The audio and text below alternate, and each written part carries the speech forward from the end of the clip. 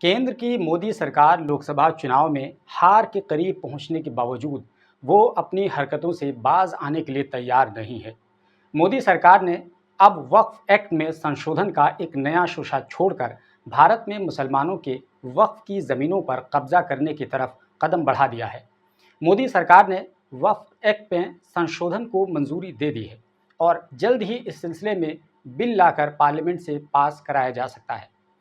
सूत्रों के अनुसार बीते शुक्रवार को कैबिनेट की मीटिंग में वक्फ एक्ट में 40 संशोधन को मंजूरी दी गई, जिसमें न सिर्फ वक्फ बोर्ड का पावर खत्म हो जाएगा बल्कि देश भर में वक्फ की प्रॉपर्टीज़ को तहस नहस करने का रास्ता भी साफ हो जाएगा।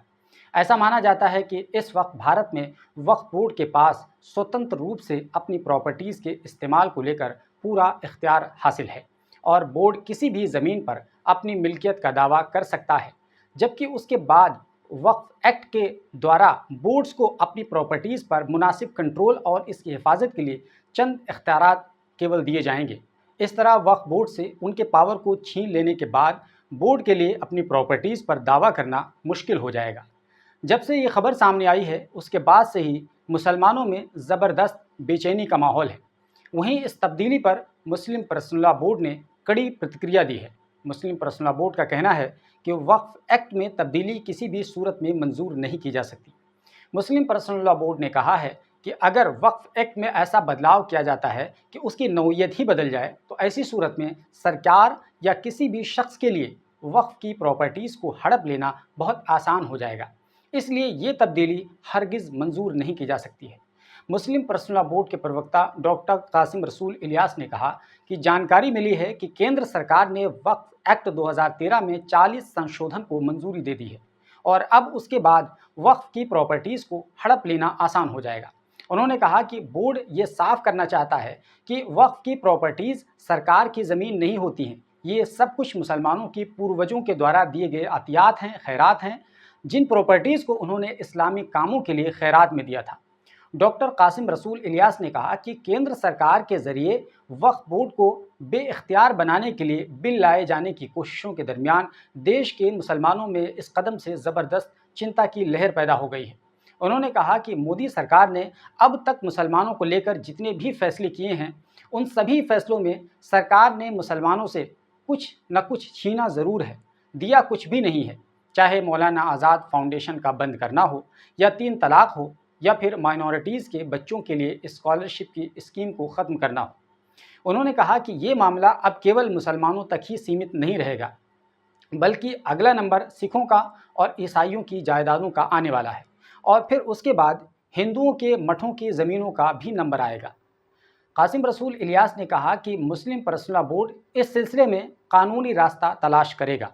उन्होंने अपोजिशन पार्टियों से अपील की है कि वो इस बिल को पार्लियामेंट में मंजूर न होने दें। वहीं इस सिलसिले में मजलिस इत्तेहादुल मुस्लिमीन के सरबराह असदुद्दीन ओवैसी ने बीजेपी सरकार को आड़े हाथों लेते हुए कहा कि मोदी सरकार वक्फ बोर्ड के हुकूक को छीनना चाहती है। बीजेपी हमेशा वक्फ बोर्ड के खिलाफ ही रही है। उन्होंने कहा कि केंद्र सरकार ने खुद इस बिल की मालूमात मीडिया को लीक कर दी है। अगर बीजेपी वक्फ बोर्ड का सर्वे कराती है तो नतीजा क्या होगा। मुस्लिम मजहबी रहनुमाओं ने भी इस पर कड़ी आपत्ति जताई है। मौलाना खालिद रशीद फरंगी महली ने कहा कि जहां तक वक्फ का मामला है, हमारे बुज़ुर्गों ने अपनी जायदाद वक्फ की है और इसमें इस्लामी कानून भी है। एक बार वक्फ को ज़मीन दे दी गई तो न ही उसे बेचा जा सकता है और न ही उसे ख़रीदा जा सकता है। हिंदुस्तान में 60% वक्फ की ज़मीन में मसाजिद, दरगाहें और कब्रिस्तान शामिल हैं।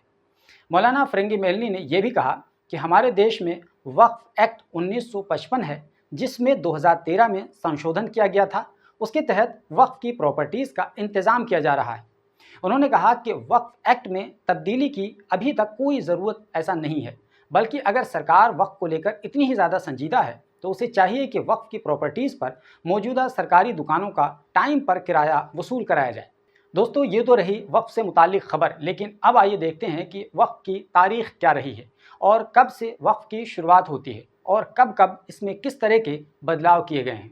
तो आपको बता दें कि वक्फ की इब्तिदा हज़रत मोहम्मद सल्लल्लाहु अलैहि वसल्लम के ज़माने से ही चली आ रही है।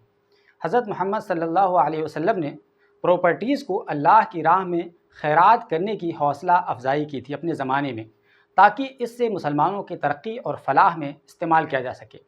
बताया जाता है कि इस्लामी तारीख़ में सबसे पहले अपनी प्रॉपर्टीज़ को अल्लाह की राह में खैरात करने वाले, या यूँ कहें कि वक्फ़ करने वाले, हज़रत उमर रज़ी अल्लाह ताला अन्हु हैं, जो कि एक सहाबी रसूल हैं। उन्होंने अपनी कीमती ज़मीन वक्फ़ के तौर पर हिबा कर दी थी। उसके बाद से ही ये तय हो गया था कि वक्फ़ की जायदाद को मजहबी या मुस्लिम कम्युनिटीज़ की फ़लाह के लिए अल्लाह के नाम पर अतिया की गई, यानी अता की गई किसी भी चल या अचल संपत्ति को शामिल किया जा सकता है। उन प्रॉपर्टीज़ का अल्लाह के अलावा कोई भी मालिक नहीं हो सकता है।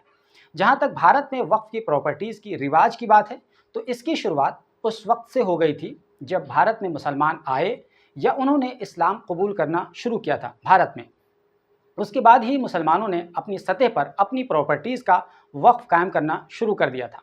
हालांकि बाकायदा वक्फ़ की इब्तिदा भारत में उस वक्त हुई जब मुस्लिम हुक्मरानों की बादशाहतें कायम हुई। ख़ास तौर पर फ़िरोज़ शाह तुगलक के दौर में 1351 से लेकर 1388 ईस्वी के दौरान वक्फ़ को एक सिस्टम के तहत लाने की कोशिश की गई थी। कहा जाता है कि फ़िरोज़ शाह तुगलक ने अपने दौर में एक हॉस्पिटल बनवाया था और इस मौके पर मुस्लिम कम्युनिटीज़ की तरफ से बड़ी संख्या में लोगों ने अस्पताल के लिए अपनी प्रॉपर्टीज़ को वक्फ किया था, ताकि सबके लिए मुफ्त इलाज मुहैया कराया जा सके।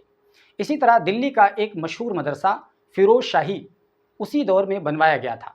इसके लिए कई औकाफ कायम किए गए थे और उसकी इनकम से मदरसे में पढ़ने वाले तलबा के अखराजात को चलाया जाता था। उसके बाद जब शेर शाह सूरी का ज़माना आया तो 1529 से 1540 ईस्वी के दौरान वक्फ के सिस्टम को काफ़ी हद तक बेहतर किया गया। तारीख़ से ये भी पता चलता है कि शेर शाह सूरी ने अपने ज़माने में लगभग 1700 मुसाफिर खाने बनवाए थे, जो वक्फ सिस्टम के तहत चलाए जाते थे। यही नहीं बल्कि मुग़ल बादशाह जलालुद्दीन मोहम्मद अकबर ने भी 1556 ईस्वी से लेकर 1605 ईस्वी की मुद्दत तक वक्फ के निज़ाम में मज़ीद बेहतरी लाने की कोशिश की। इस तरह से समय बीतता गया और वक्त के गुजरने के साथ साथ वक्फ का सिस्टम पूरे देश में फैल गया। वहीं जब अंग्रेज़ों का दौर आया तब भी मुसलमानों ने अपनी इस वक्फ की परंपरा को जारी रखा और अपनी ज़मीनें वक्फ करते रहे। महात्मा गांधी की नॉन कोऑपरेटिव मूवमेंट के दौरान में मुसलमानों की तरफ से वक्फ की गई ज़मीनों पर बहुत से स्कूल, कॉलेजेस और इंस्टीट्यूशंस भी कायम किए गए। आज भी कई राज्यों में कांग्रेस पार्टी के दफ्तर मुसलमानों की दी गई वक्फ की ज़मीनों पर कायम हैं। अगर आपको देखना है तो मिसाल के तौर पर बिहार की राजधानी पटना में देखा जा सकता है, जहां सदाकत आश्रम मौलाना मजहरुल हक की ज़मीन पर कायम है। अगर इस बात पर नज़र डालें कि ब्रिटिश शासन के दौरान में भारत के अंदर वक्फ एक्ट की क्या तारीख रही है, तो हमें ये मिलता है कि ब्रिटिश सरकार के शुरुआती दौर में वक्फ की प्रॉपर्टीज़ की देखभाल के लिए सरकार की तरफ से काजियों, जिनको जज कहा जा सकता था, उनको नियुक्त किया जाता था और वही लोग वक्फ की प्रॉपर्टीज़ की निगरानी किया करते थे। वहीं 1810 में कलकत्ता के फोर्ट विलियम के तहत इलाकों के एक कानून को मंजूर किया गया था। उसके बाद 1817 में फोर्ट सेंट जॉर्ज मदरसों के इलाकों के लिए इसी तरह का कानून मंजूर किया गया था। 1818 में वक्फ अमलाक की निगरानी बोर्ड ऑफ रेवेन्यू और बोर्ड ऑफ कमिश्नर्स को सौंपी गई थी।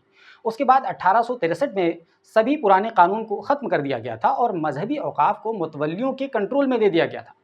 वहीं जब 1873 का साल आया तो यहाँ वक्फ की प्रॉपर्टीज़ को लेकर एक टर्निंग पॉइंट सामने आ गया और बॉम्बे हाई कोर्ट ने वक्फ अलल औलाद के ख़िलाफ़, यानी वक्फुल औलाद के ख़िलाफ़ फ़ैसला जारी किया, जो आने वाली नस्लों के लिए कायम करदा वक्फ की एक किस्म है। इस फैसले को बाद में 1894 में प्रीव्यू काउंसिल ने बरकरार रखा, लेकिन जब इसी तरह का मामला कलकत्ता हाई कोर्ट में आया तो जस्टिस आमिर अली ने वक्फ के हक़ में फ़ैसला सुनाया, लेकिन उनके ब्रिटिश साथियों ने उनके फैसले की मुखालफत की और ऐसा माना जाता है कि ब्रिटिश जजों की इस मुखालफत ने भारत में वक्फ कानून से मुताल्लिक झगड़े को जन्म दे दिया, जिससे मुसलमानों में तशवीश पैदा हो गई। इलाहाबाद यूनिवर्सिटी में हिस्ट्री के प्रोफेसर डॉक्टर शफात अली खां की एक उर्दू किताब है जिसका नाम है ममलकत हिंद में मुस्लिम अवकात का इंतज़ाम। उसको पढ़ने से पता चलता है कि भारत में वक्फ एक्ट को बेहतर बनाने का मुतालबा 1875 में किया गया था, जब कानून बनाकर वक्फ की प्रॉपर्टीज़ को ख़त्म करने की कोशिश की गई थी, जैसा कि आजकल किया जा रहा है मोदी सरकार में। तो उस वक्त सर सैयद अहमद ख़ान ने 1875 में वक्फ के ज़ेर एहतमाम ऑल इंडिया एजुकेशनल कॉन्फ्रेंस कायम की थी और उसके कुछ सालों बाद ही 1887 में कॉन्फ्रेंस के सालाना इजलास के दौरान भारत में वक्फ से संबंधित एक रेजोल्यूशन पेश की गई थी। आगे चलकर 1903 में भी इसी जैसा रेजोल्यूशन पेश किया गया था और उसके बाद कई रियासतों और सूबों में वक्फ बिल पेश कर दिए गए थे। उसके बाद 1910 का ज़माना आता है। इस दौरान भारत में मुसलमानों को तब्दीली का मौका उस वक्त मिला जब बैरिस्टर सर अली इमाम ने हुकूमत हिंद में वज़ीर क़ानून का ओहदा संभाला। उन्होंने अपने कानून के साथियों के साथ वक्फ के बारे में तबादले ख्याल किया, उनसे बातचीत की और कलकत्ता के एक मशहूर वकील खान बहादुर मौलवी मोहम्मद यूसुफ ने इम्पीरियल काउंसिल में वक्फ बिल पेश कर दिया था। और उसके बाद 1911 में सर अली इमाम ने वक्फ बिल पेश किया और सर अली इमाम ने ब्रिटिश सरकार के सामने इस बिल की ज़बरदस्त वकालत की और आखिरकार इम्पीरियल काउंसिल से उन्होंने इस बिल को मंजूर भी करा लिया था। उसके नतीजे में 7 मार्च 1913 को मुस्लिम वक्फ वेलेडिंग एक्ट 1913 नाफिज कर दिया गया। उसके बाद से वक्फ एक्ट में लगातार संशोधन किया जाता रहा है, जिसमें सबसे ताज़ा संशोधन की बात करें तो अभी 11 साल पहले 2013 में किया गया था। आपको ये बताते चलें कि भारत में राज्य स्तर पर कुल 32 वक्फ बोर्ड्स हैं। इसके अलावा अगर बात करें केंद्र स्तर पर, तो केंद्र स्तर पर एक मरकज़ी वक्फ काउंसिल है जो कि देश भर में वक्फ प्रॉपर्टीज़ की हिफाजत के लिए एक खुद मुख्तार इदारा है। लेकिन इस बार केंद्र की मोदी सरकार ने बड़ी ही चालाकी के साथ वक्फ एक्ट में महिलाओं की नुमाइंदगी का शोशा छोड़कर इसमें संशोधन करने की कोशिश की है, ताकि मोदी सरकार संशोधन को महिलाओं की नुमाइंदगी के नाम पर जस्टिफाई कर सके। वहीं देश भर में वक्फ की ज़मीनों पर लोगों ने कब्जा कर रखा है। इस कब्जे को छुड़ाने की ज़रूरत है, लेकिन मोदी सरकार ने इस तरफ कोई ध्यान नहीं दिया। वहीं देश भर में बीजेपी शासित कई राज्यों में ज़मीनों पर नाजायज़ कब्जा छुड़ाने के लिए जायज़ नाजायज़ सूरत में बुलडोज़र एक्शन किया जा रहा है। लेकिन वक्फ की ज़मीनों की बात करें तो यहाँ होने वाले नाजायज़ कब्जे पर सरकार की कोई नज़र नहीं, न कोई ध्यान है। यही कारण है कि लोगों को मोदी सरकार की नीयत में साफ साफ खोट नज़र आ रहा है। वैसे भी मोदी सरकार की पूरी राजनीति हिंदू मुसलमान पर टिकी हुई है, चाहे चुनाव से पहले हो या चुनाव के बीच में हो या चुनाव के बाद में हो। हर वक्त सरकार के जहन में यही चलता रहता है कि किस तरह मुसलमानों को टारगेट करके बहुसंख्यक आबादी यानी हिंदू आबादी को खुश किया जा सके और उनका वोट हासिल किया जा सके। बाकी महंगाई पर कंट्रोल करना, स्वास्थ्य व्यवस्था को ठीक करना, बेहतर बनाना, आए दिन हो रहे रेल एक्सीडेंट्स को रोकना, अर्थव्यवस्था की गति को बढ़ाना, देश में कानून व्यवस्था को दुरुस्त करना, चाक चौबंद करना, नौजवानों को नौकरियां देना, रिश्वत का बाजार जो गर्म है उसको कम करना, ये सब कुछ मोदी सरकार के बस की बात नहीं है। सही मानों में कहें तो नहीं है, क्योंकि इन सब के लिए मेहनत करने की ज़रूरत पड़ती है और इसके लिए उन पर फोकस करने के बजाय केवल और केवल एक टॉपिक पर फोकस कर दो, काम चल जाएगा। और वो फेवरेट टॉपिक है हिंदू मुसलमान का टॉपिक। यही कारण है कि बीजेपी की सरकारें उसी एक धागे को मजबूती से पकड़कर समय समय पर खींचती रहती हैं और आम लोगों को बेवकूफ़ बनाकर अपना काम चलाती रहती हैं। लेकिन सबसे ज़्यादा चिंता की बात यही है कि इतना सब कुछ साफ साफ शीशे की तरह देखने के बावजूद भी आम लोगों की बुद्धि नहीं खुल रही है। ये सबसे ज़्यादा चिंता की बात है और वो लगातार बीजेपी को पसंद कर रहे हैं, उनका निशाना बन रहे हैं। न जाने उनकी नींद कब खुलेगी। जब पूरा भारत नफरत के जहर में जल उठेगा तब उन्हें होश आएगा। बाकी देखते जाइए आगे क्या होता है और कब तक बीजेपी आम लोगों को बेवकूफ़ बनाने में कामयाब रहती है, ये भी देखना दिलचस्प होगा। बहरहाल इस पूरे वीडियो के बारे में और वक्फ को लेकर सरकार की तरफ से जो भी संशोधन किया जा रहा है, इसके बारे में आपकी क्या कुछ राय है, हमें कमेंट बॉक्स में ज़रूर बताइए। ये वीडियो ज़्यादा से ज़्यादा लोगों तक शेयर कीजिए ताकि वक्फ से संबंधित लोगों को जानकारी हो और लोग समझें कि दरअसल वक्फ की क्या कुछ तारीख रही है।